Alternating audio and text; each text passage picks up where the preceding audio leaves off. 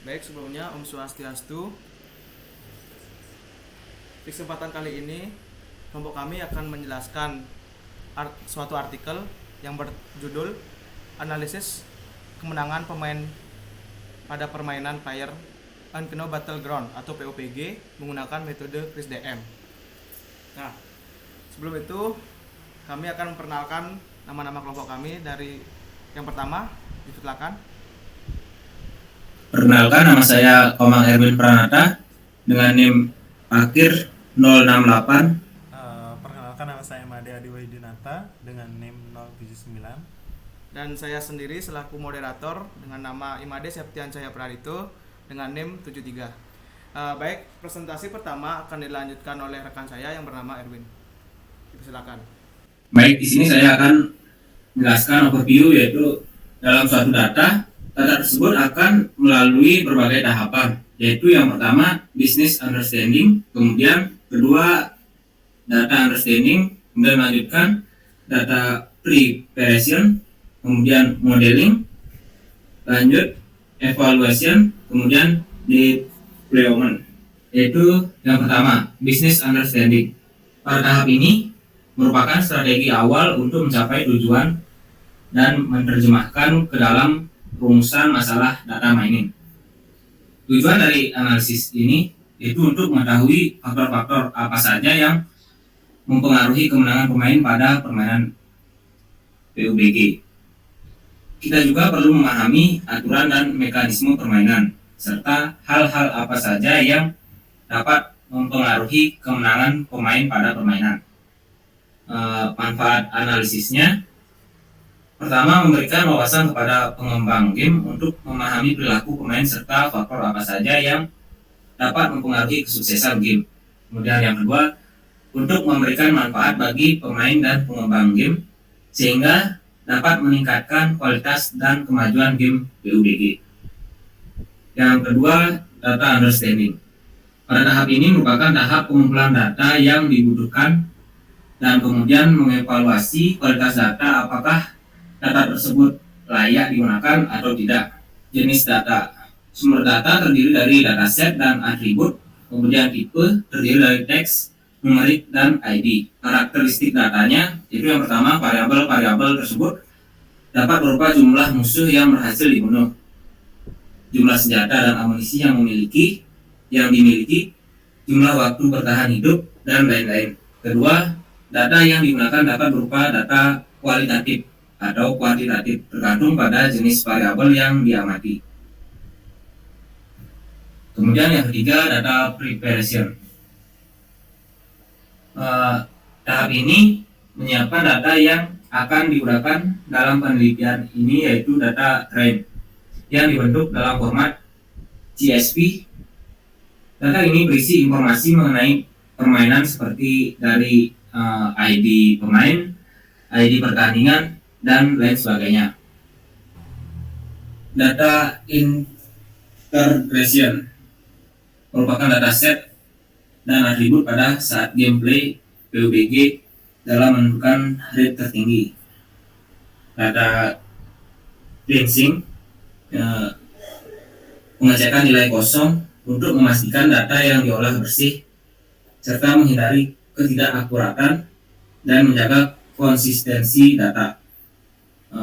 Kemudian yang kedua, data yang hilang dan kolom kosong dapat diisi dengan nilai rata-rata di kolom. Kemudian akan dilanjutkan oleh teman saya. Baik, di sini saya akan melanjutkan slide modeling dan evaluation. Untuk modeling sendiri, pada tahapan ini menggunakan masing-masing library dari Python, yaitu scikit-learn, pyplot, dan sebagainya untuk melakukan pemodelan dengan menggunakan algoritma tertentu. Sedangkan evaluation menggunakan semua tahapan yang telah dilakukan berdasarkan tujuan semula. Dataset yang telah disiapkan dapat menggunakan metode statistik atau machine learning, melakukan pengecekan anomali dari dataset yang ada. Terlebih dahulu menganalisis apakah terdapat anomali dalam mengalahkan pemain lawan dalam melakukan pengecekan dengan beberapa kondisi. Nah, dari diagram tersebut visualisasi jumlah pemain yang mengalahkan lawan. Nah, selanjutnya penulis memeriksa apakah ada pemain yang mengalahkan lebih dari 40 musuh, memiliki lebih dari 55 senjata, dan juga menjelajah lebih dari 100 meter dengan menggunakan kode DF kills kurang dari sama dengan 40, dan juga DF weapons acquired kurang dari 55, dan juga DF total distance kurang dari 100.0. Bisa di next. Untuk ditemukan data record di mana pemain mengalahkan lebih dari 40 musuh ini. Pemain yang mengalahkan kurang dari 40 dan memiliki senjata kurang dari 55 dan juga menjelajah kurang dari 100 meter. Selanjutnya dilakukannya pengecekan apakah ada pemain yang mengalahkan musuh lebih dari sama dengan 40 tetapi tidak menggunakan heal atau pendapatan dengan kode di bawah DF kills kurang dari sama dengan 40 dan DF kills sama dengan 0. Dan gambar 6, pemain yang tidak menggunakan heals dan juga mengalahkan kurang dari 40 pemain, di mana anomali dari data dapat dihapus dengan kode DF drop dalam kurung DF kills kurang dari sama dengan 40, dan DF weapons acquired kurang dari 55, dan DF total distance lebih dari 100.0 dengan indeks influence sama dengan true.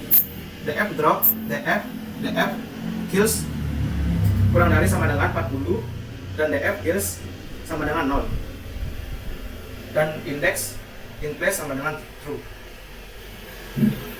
Nah, lalu dari gambar selanjutnya mengenai visualisasi pemain dengan headshot atau rate. Selanjutnya produser mengecek apakah ada pemain dengan headshot rate sempurna mengalahkan lebih dari 10 musuh dengan menggunakan kode DF headshot rate sama dengan 1 dan DF kills kurang dari sama dengan 10 dengan head 10. Oh, bisa di next. Baik, presentasi akan dilanjutkan oleh Adi. Nah, jadi saya akan melanjutkan presentasi kelas saya itu dari modeling dan evaluation. Nah, di mana dari data ini kita menemukan hasil pemain yang memiliki headshot rate 1 dan mengalahkan musuh lebih dari 10. Nah, pada ini kita akan melakukan pemeriksaan apakah ada pemain yang dapat mengalahkan musuh tanpa bergerak terlebih dahulu. Sebelum penulis membuat fitur baru, itu dengan kata underscore kills without moving. Nah, bisa di next. Biasanya kita akan menggunakan kode df underscore kills without moving sama dengan df kills lebih dari 0 dan df underscore total distance sama dengan 0.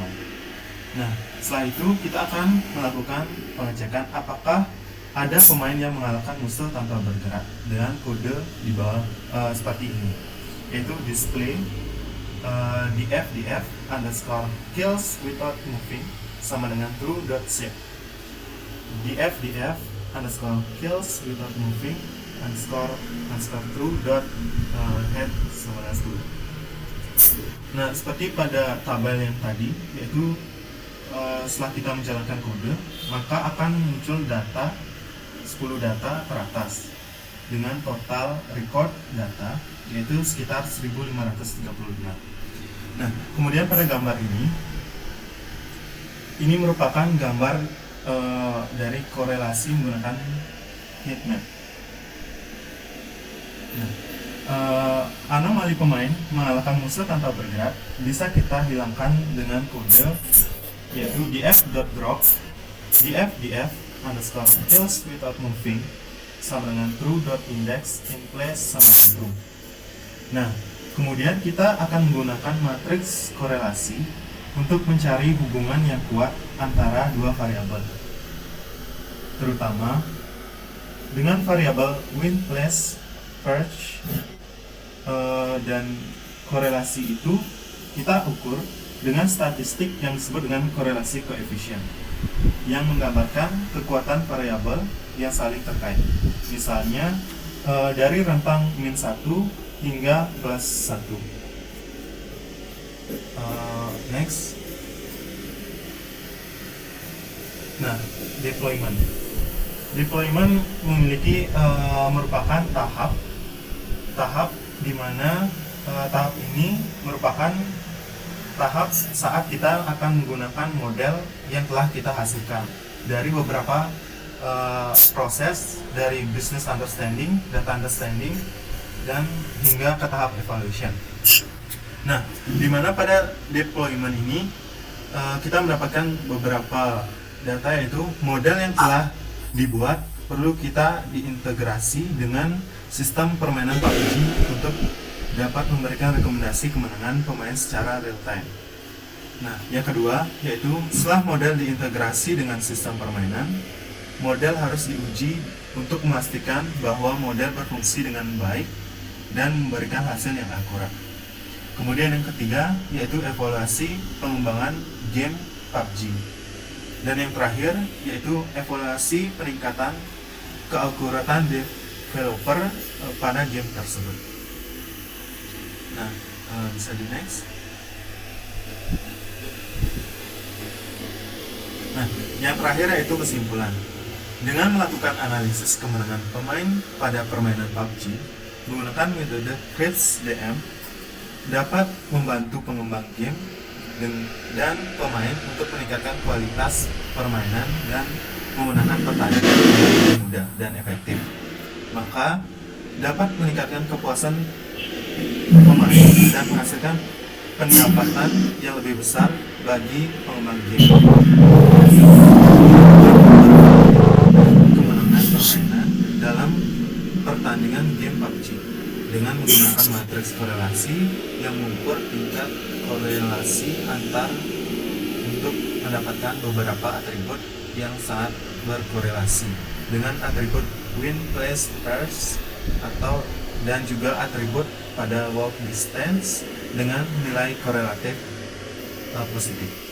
Mungkin sekian presentasi dari saya kembalikan kepada moderator. Baik, terima kasih atas waktunya Adi. Mungkin sekian presentasi dari kelompok kami. Apabila ada kata dan pengucapan yang salah, mohon dimaafkan dan dimaklumi. Sekian dari kelompok kami. Kami tutup dengan salam Santi. Oh, Santi.